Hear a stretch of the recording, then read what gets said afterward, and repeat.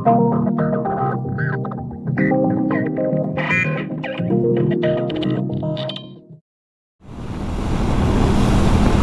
folks, this doesn't happen very often.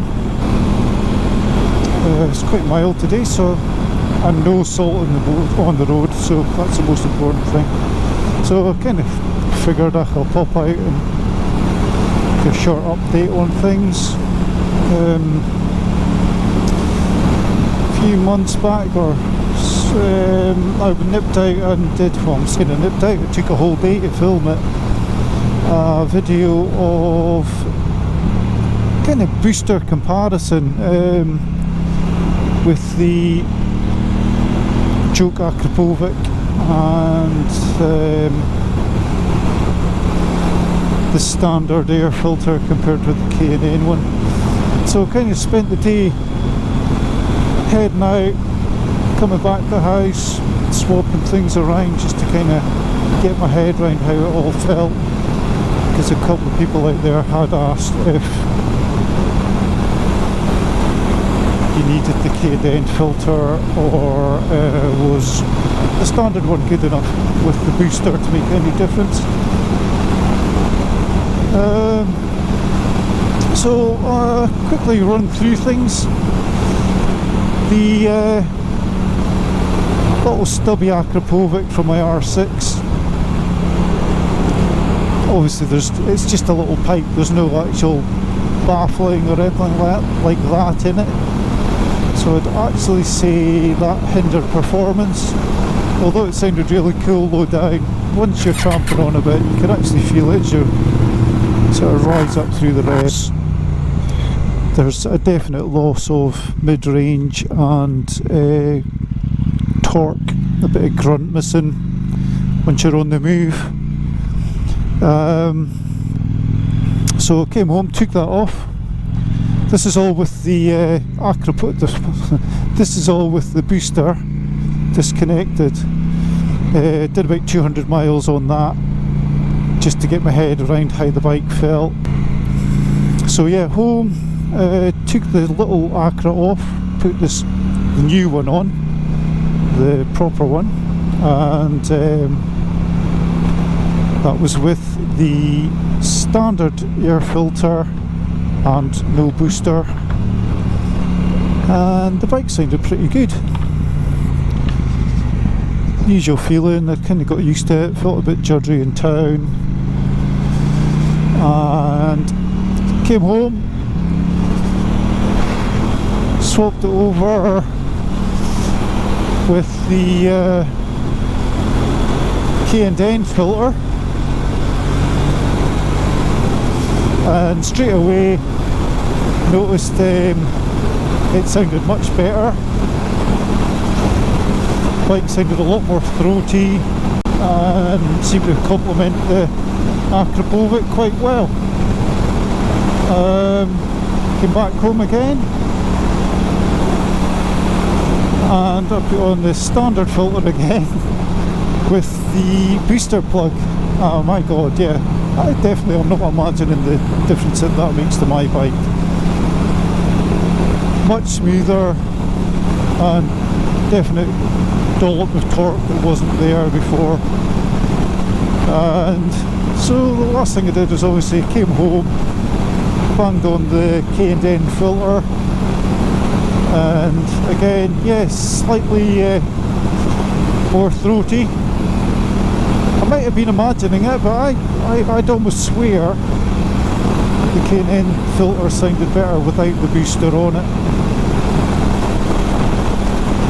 But yeah, definitely a slight improvement, but I think just the K&N with the Akrapovic sounded good.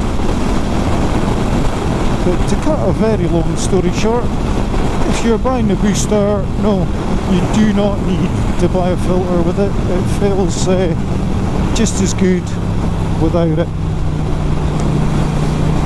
Maybe it doesn't sound quite as good, but it doesn't make any difference to my butt dyno. The butt dyno says it feels the same.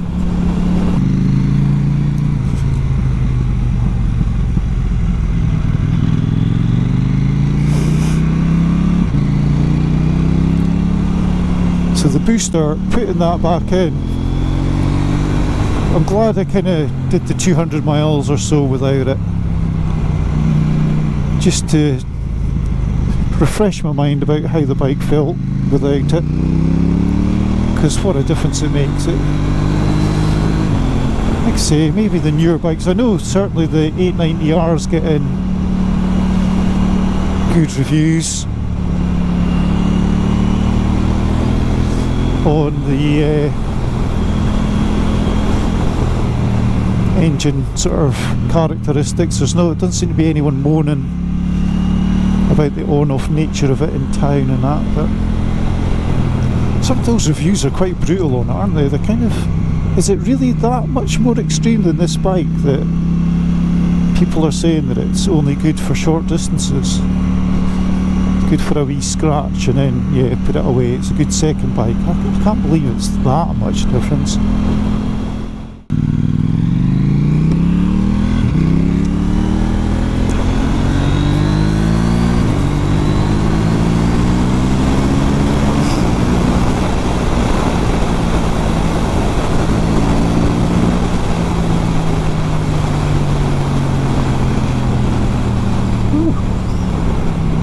So what are we making of the Aprilia RS 660, folks? Nice little bit of kit. The reviews, they really remind me of the reviews for the 790 when they came out. Kind of great everyday bike, does everything, feels great, not too much power, good handling, and then slag off the suspension when you're pushing it on. But a bit like the 790, it sounds like there'll be a factory version, so they've kind of got to leave something in the parts box to make you want to go out and buy one. It's a good thing about Aprilia, they generally just throw everything at a factory model, don't they? Not like the 890R where you're still ticking boxes to get the bits that you're really looking for. That's Darren and his H2.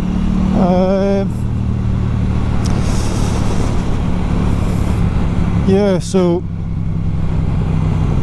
I'm quite taken with it. Not in that form. I'm taken with the idea of the baby Chono version of it. I think that'll be a weapon.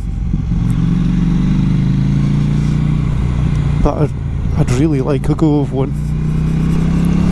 So I may in the spring, that's why I'm kind of holding off. It's a long way to go, but jump the van, go down and try one. And it's a good 4 hours away from where I stay at the speed limits. So go down and hopefully get a test ride on one of those and on an 890R.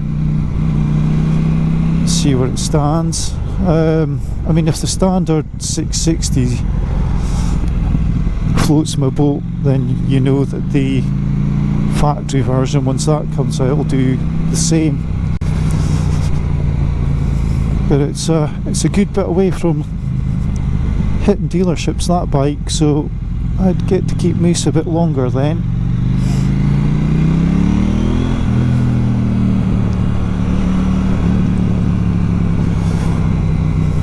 Which is part of the temptation of the R, isn't it? You're kind of going, well, I've got 2 years to wait for a factory Chono, or I can have an 890R now.